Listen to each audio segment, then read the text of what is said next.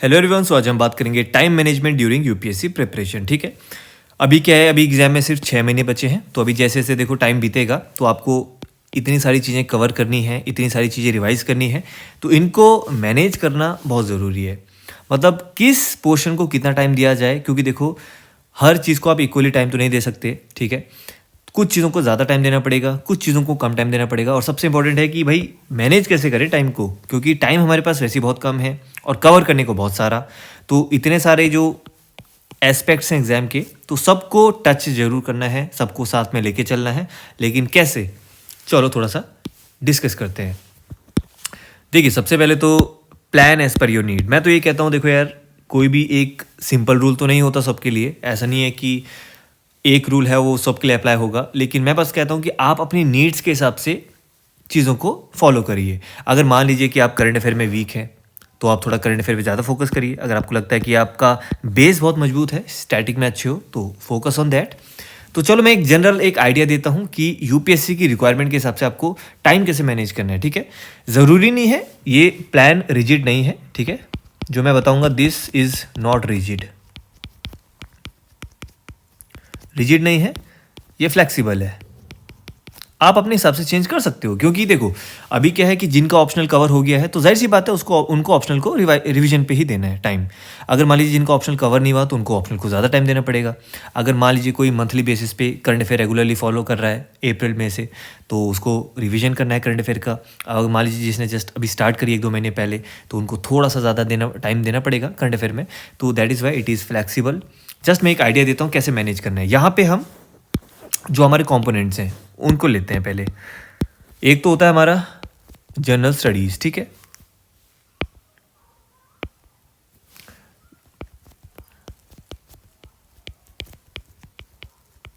General studies. दूसरा जो हमारा पोर्शन है वो है करंट अफेयर्स। ठीक, तीसरा होगा ऑप्शनल, और चौथा होगा हमारा टेस्ट। टेस्ट में हमारा वही एमसीक्यूज हो गया, आंसर राइटिंग, वो सारी चीज़ें। और उसके बाद जो आता है हमारा रिवीजन। ठीक है, अब देखो इसमें जस्ट मैं आपको बताऊंगा कि आपको कैसे मतलब कितना कितना टाइम देना है। जनरल स्टडीज़ हो गया, करंट अफेयर हो गया, ऑप्शनल हो गया, टेस्ट हो गया, रिवीजन हो गया। देखो इसमें एक चीज़ मैं बोलूँगा, वो ये कि कम से कम देखो मैं एक्सपेक्ट करता हूँ अगर आप 2023 में अटैम्प्ट दे रहे हो, तो please 6 to 8 hours you have to take, no matter what. ये एक राइट टाइम है, क्योंकि अब नहीं दोगे तो कब दोगे। ठीक है, मात्र 6 महीने बचे हैं। अभी इन 6 महीने में आपको अपना बेस्ट तो देना है। इट इज़ सिंपली डू और डाई फॉर यू। ठीक है, अब देखो यहाँ पर कैसे आपको मैनेज करना है चीज़ों को। देखिए, मैं मेरे हिसाब से व्हाट आई फील इज़ कि यहाँ पर सबसे बड़ा जो रोल प्ले करेगा वो है जनरल स्टडीज़। तो इन जनरल मैं आपको एक चीज़ बोल देता हूँ, नो मैटर आप कितना भी टाइम देते हैं, तो पहला थंब ऑफ रूल ये है कि 50%, मिनिमम 50% टाइम जो भी आपका है, ठीक है, जो भी आपका पूरा स्टडी आवर्स है पूरे दिन का, 50% टाइम आपको देना है जीएस को, यानी कि स्टैटिक पोर्शन को। This is very very important. ठीक है, ये आपको देना ही देना है, चाहे कुछ भी हो जाए। कम से कम ये मान के चल लीजिए कि मिनिमम 10% टाइम, ठीक है, 10% टाइम आपको देना है रिवीजन पे, डेली बेसिस पे। क्योंकि देखो मैं एक चीज़ आपको बताता हूँ, पास्ट एक्सपीरियंस से मैंने ये बहुत बार देखा है कि यार स्टूडेंट्स पढ़ते तो बहुत सारा है, लेकिन उनको याद नहीं रहता, वो चीज़ें भूल जाते हैं टाइम टू टाइम।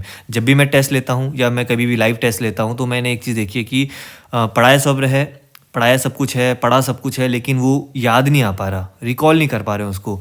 तो वो होता है लैक ऑफ रिवीजन। अब एग्जाम डे के दिन मान लो इतनी सारी इन्फॉर्मेशन आपने पढ़ी है, इतना सारा इन्फॉर्मेशन आपने गेन करी है, अगर आप उसको रिकॉल नहीं कर पाएंगे एग्जाम डे के दिन, तो कोई फ़ायदा नहीं है ऐसे में। तो these two are very very important. अब यहाँ पे मामला बस ये फंसता है कि करंट अफेयर को कैसे मैनेज करें, ऑप्शनल को कैसे मैनेज करें और टेस्ट को कैसे मैनेज करें। देखो टेस्ट के रिगार्डिंग मेरा सिंपल सा फंडा है, और वो ये कि यार देखो जो टेस्ट है, टेस्ट को मैं क्या बोलता हूँ, एक जो आपका प्रीलिम्स हो गया और एक आपका मेंस हो गया। अभी क्या है, मेंस में इतना ज़्यादा आंसर राइटिंग मत करो कि आपको बाकी चीज़ें कॉम्प्रोमाइज़ करनी पड़े। मेंस के लिए सिंपल सी बात यह है, डेली बेस पे तो मैं नहीं बोलूँगा, क्योंकि यार डेली बेस पे देखो इतनी सारी चीज़ें नहीं रखनी चाहिए। डेली बेस पे आप स्टैटिक भी पढ़ रहे हो, करंट अफेयर भी पढ़ रहे हो, ऑप्शनल भी पढ़ रहे हो, प्रीलिम्स के भी लिए लगा रहे हो, पीवाईक्यू भी सॉल्व कर रहे हो, रिवीजन भी कर रहे हो, आंसर राइटिंग भी कर रहे हो। अब इतनी सारी चीज़ें कॉम्प्रोमाइज़ हो जाएंगी। कहने का मतलब है 4-5 चीज़ें रखो डेली बेसिस पे एंड उनको अच्छे से करो, ठीक है। तो टेस्ट का, मेंस का, आंसर राइटिंग का मैं सबसे बेस्ट ये कहता हूँ कि वीकली बेसिस पे करो, 5 से 10 क्वेश्चन पर वीक, ठीक है। That's it. एमसीक्यूज़ की मैं बात करता हूँ। एमसीक्यूज़ को आप डेली बेस पे लगा सकते हो। आपने जो भी पढ़ा है उसके बेसिस पे, डिपेंडिंग आप पे टाइम कितना है, 10 से 25 के करीब कम से कम, ठीक है, पर डे आप लगा सकते हो। तो इस वे में आप टेस्ट लगा सकते हो अगर आपके पास अच्छा खासा टाइम है। तो मैंने रेंज इसलिए दिया है, अगर आपके पास कम टाइम है तो 5, अगर आपका फुल टाइम 8-10 घंटे पढ़ रहे हो तो 10 तो कम से कम 2 पर वीक। और फिल्म्स के लिए जो एमसीक्यूज़ आप सॉल्व करते हो, start with PYQ, then go for coachings mock जो आते हैं, टेस्ट सीरीज जो आती है ना। तो टेस्ट को आप ऐसे मैनेज करिए। अब बचता है करंट अफेयर और ऑप्शनल।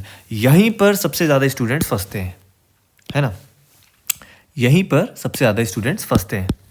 तो इसको कैसे मैनेज करें? देखो, करंट अफेयर्स एंड ऑप्शनल। अब प्रॉब्लम क्या है कि optional is one of the most important, 500 marks है, मेक और ब्रेक है।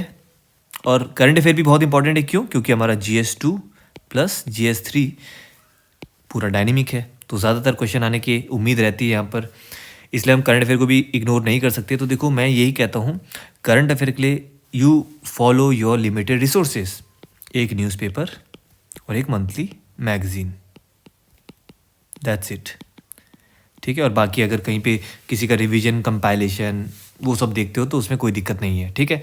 न्यूज़पेपर डेली बेस पे करो, लेकिन 30 मिनट से ज़्यादा मत देना। 30 मिनट से ज़्यादा जितना टाइम आप दे रहे हो वो वेस्टेज है, ठीक है। मंथली मैगजीन की मैं बात करता हूँ। मंथली मैगजीन में मैंने बहुत बार बता रखा है कि आप क्या कर सकते हो, या तो आप पेजेस के हिसाब से कर दो कि एक मैगजीन मान लो 120 पन्ने की है, जिसमें से 20 पन्ने यूजलेस होते हैं, तो मुश्किल से 100 पन्ने की मैगजीन होती है अच्छी सी। अगर 10-10 पन्ने भी पढ़ते हो तो 10 दिन में आपकी मैगजीन कंप्लीट है। तो 5-5 पन्ने भी पढ़ोगे तो 20 दिन में आपकी मैगजीन कंप्लीट है, और बाकी 10 दिन रिवीजन करो, खत्म बात, ठीक। या तो आप ये कर सकते हो, जो चीज़ मैं मोस्टली कहता हूँ थोड़ा टफ तो पढ़ सकता है, but kind of it is manageable, जैसे कि एक दिन ऑप्शनल पढ़ो और अगले दिन करंट अफेयर्स पढ़ो, दैट्स इट। तो इसमें क्या होगा कि देखो, ऑप्शनल एक ऐसा सब्जेक्ट है जो कि डेली बेसिस पे शायद आप पढ़ ना पाओ जो 6 घंटे पढ़ रहे हैं, और डेली बेस पे 1 घंटा देना कोई सेंसिबल चीज़ नहीं है। ऑल्टरनेटिव डेज में आप दे सकते हो, या तो आप सबसे बेस्ट है ऑप्शनल को सैटरडे संडे वीकेंड्स में दो, ठीक। और अगर करंट अफेयर डेली बेस पे पढ़ते हो तो 1.5 से 2 घंटे से ज़्यादा मत देना, दैट्स इट। इस वे में आप चीज़ों को थोड़ा मैनेज कर सकते हो, ठीक है। तो कहने का मतलब ये है कि इन शॉर्ट अगर मैं बोलूँ तो ये जो हमारे पास ये जो ऑप्शंस दिख रहे हैं आपको, इनमें से जो डेली बेसिस पे करने वाली चीज़ होती है वो होती है जनरल स्टडीज़ एंड रिवीजन, ठीक है, क्योंकि यही है जो आपका एग्ज़ाम निकालने में आपको मदद करेंगे। जो वीकली बेसिस पे करने वाली चीज़ होती है वो होती है टेस्ट। टेस्ट मतलब होता है practice and to test your knowledge. बस भाई, आपने जो पढ़ा है क्या वो सही से पढ़ा है कि नहीं पढ़ा है, दैट्स इट। सिर्फ आपको अपने आप को टेस्ट करना है, क्या मैं सही डायरेक्शन में जा रहा हूँ कि नहीं जा रहा हूँ, दैट्स इट, और कुछ उसका मतलब नहीं है। दूसरा आता है जो आपका ये करंट अफेयर है और ऑप्शनल है, ये डेली बेस वाली चीज़ नहीं होती है, ठीक है, क्योंकि डेली बेस पे तो न्यूज़पेपर पढ़ ही रहे हो आप। इनको ऑल्टरनेट डेज में आप कर सकते हो, या 3-3, 4-4 दिन में कवर कर सकते हो, यानी ये एक रेगुलर इंटरवल में करने वाली चीज़ है, रेगुलर इंटरवल में, दैट्स इट, ठीक है। तो आई होप आप थोड़ा सा चीज़ों को समझे होंगे। इन शॉर्ट अगेन मैं बोलूँगा, plan as per your need. जो मैंने बताया है ये रिजिड नहीं है, इसमें आपको जो चेंजेस करने हैं करिए, लेकिन हमें पता होना चाहिए कि भाई हमारा जो एग्ज़ाम है उसकी रिक्वायरमेंट क्या है, ऐसी कौन सी चीज़ है जो करनी बहुत ज़रूरी है, और लिमिटेड रिसोर्सेज रखिए एंड जितना बताया उसको फॉलो करिए। अब टिप्स, कुछ टिप्स मैं जो दूंगा, यानी कि जो मोस्टली एस्पिरेंट्स गलती करते हैं so that they can save their time. सबसे पहले है ऑनलाइन।